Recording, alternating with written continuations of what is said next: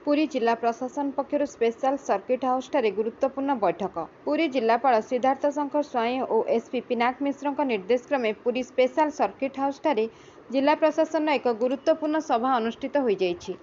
Puri SDM तथा उपजिलापाल गोपीनाथ कुंवर अध्यक्षतार अनुष्ठित यह बैठक में डीएसपी ट्राफिक आंचलिक परिवहन अधिकारी रवीन पट्टनायक समस्त थाना भारप्राप्त अधिकारी और आईसी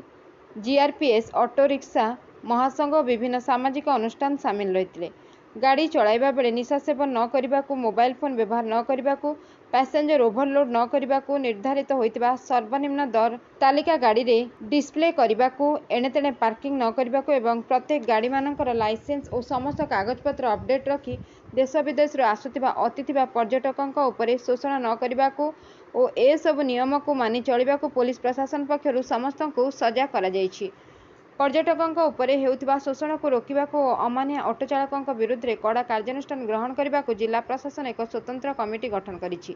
एथिरे उपजिलापाल अध्यक्ष, आंचलिक परिवहन अधिकारी, उपाध्यक्ष रहितबा बेले समस्त थाना अधिकारी एही कमिटी रे सामिल अछंती। आंचलिक परिवहन विभाग अधिकारी रवीन पट्टनायक प्रत्यक्ष तत्वावधान अनुष्ठित बैठक में परिवहन विभाग, पुलिस विभाग और ट्राफिक अधिकारी मैंने उपस्थित रही यही सब नियम को मानि चलिबा को और साधारण जनता विशेषकर पर्यटकों धनजीवन उपरे कठोर न होई निर्धारित दर